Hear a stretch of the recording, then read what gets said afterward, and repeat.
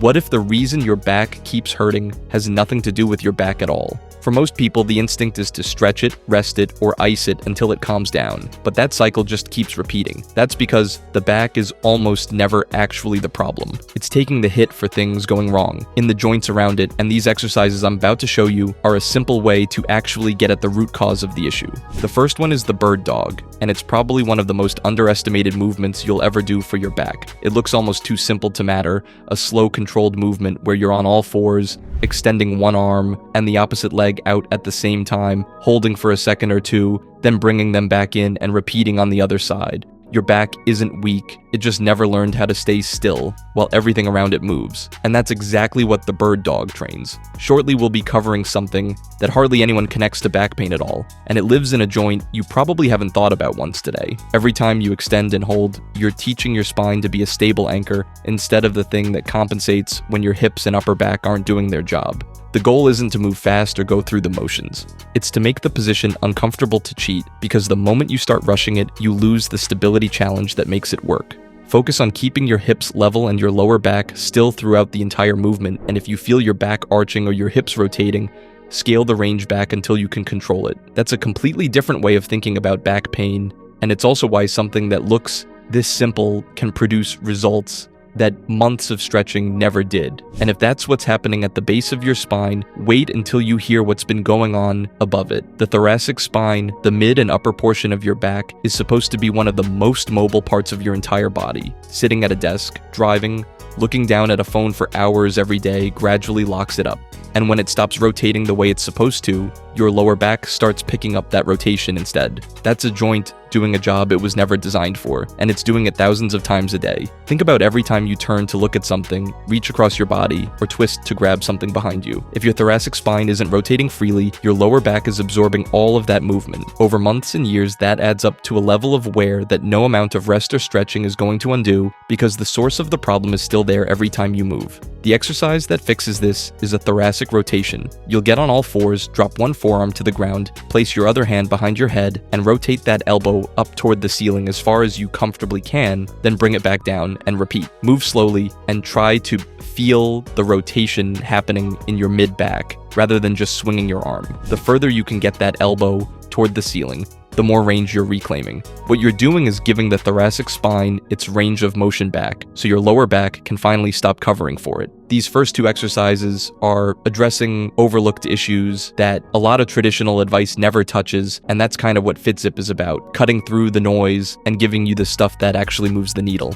If that resonates with you, then Reset Your Body was built with that same idea in mind. Most programs ignore mobility and stability exercises entirely. They focus on strength and muscle, but they skip the movements that actually keep your body moving well as you age and prevent injury. That's exactly why I created the Reset Your Body blueprint. It's loaded with mobility work and stability patterns, the overlooked stuff that keeps your joints healthy and your body feeling decades younger than it should. It's an organized guide that tells you exactly what to do to get your body feeling the way you want it to, and it's designed to make sure you can keep doing exercises like these for the long haul without breaking down. If you're realizing your body needs more of this kind of work, scan the QR code on screen with your phone or check the link in the description below the video. Now here's the joint that hardly anyone thinks about when their back hurts, and it might be the biggest missing piece of all. Your hips are designed to be the most mobile joint in your entire body. They're built to rotate, hinge, shift, and load in every direction so that your spine doesn't have to. But when your body stops being taken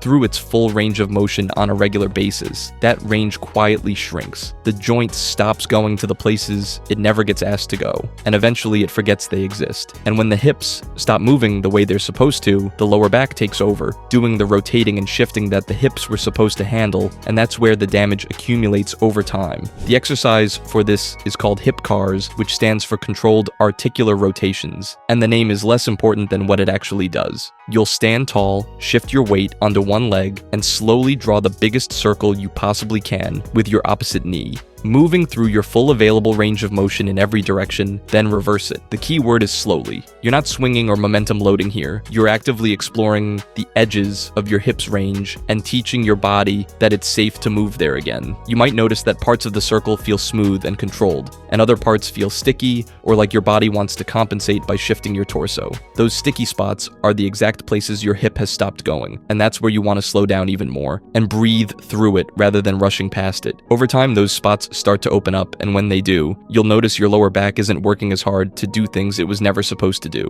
Do several rotations on each side, and don't be surprised if one hip feels significantly more restricted than the other. That asymmetry is often exactly where the back pain is coming from. There's also something coming up that happens while you're completely unconscious, and it could be quietly working against everything you're doing during the day. And here's something that you wouldn't think would be connected to back pain, but it might be the most important reframe in this entire video. If you've ever been told you have tight hamstrings, the advice you probably got was to stretch them more.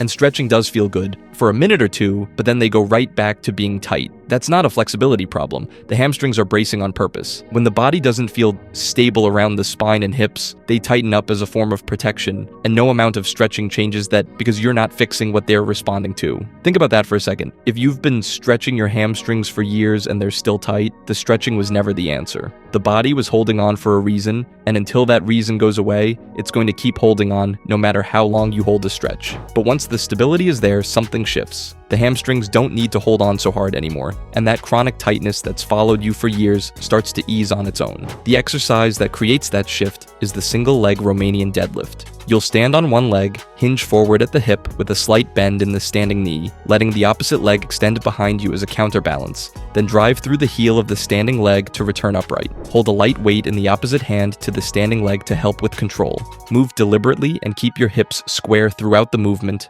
rather than letting them rotate open as you hinge. That's where a lot of people lose the benefit of this exercise, because the moment the hips rotate, the lower back takes over and you're right back to the same compensation pattern you've been living in. When you do it right, you'll feel the hamstring of the standing leg working through its full range in a way that stretching never touches. You're training it through its full range under load, teaching it that it doesn't need to brace anymore because the stability is finally there to back it up. Here's what's happening while you're completely unconscious. Your body spends somewhere between 6 and 9 hours every night in the same position, and if that position is working against your spine, it's quietly undoing the progress you're making during the day. The best position for your back is flat on your back with a pillow tucked under your knees. That small adjustment takes the pull off your lower back and lets your spine decompress in a neutral position for the entire time you're asleep. Side sleeping is far more common though, and if that's you, the fix is simpler than you'd think. Place a firm pillow between your knees to keep your hips and pelvis stacked in alignment. What you want to avoid is sleeping with your knees pulled up toward your chest. That position holds your spine in a sustained curve